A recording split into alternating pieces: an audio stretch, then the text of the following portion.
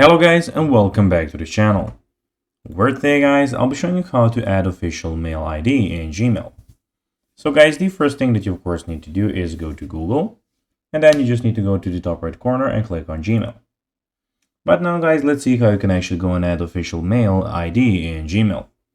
So first of all, click on the gear icon in the top right corner and select See All Settings. So go here, click on See All Settings. Then navigate to the Account and Import tab.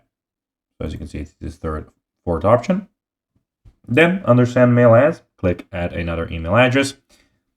Then type in your official email address and click Next. Gmail will send a verification code to your official email.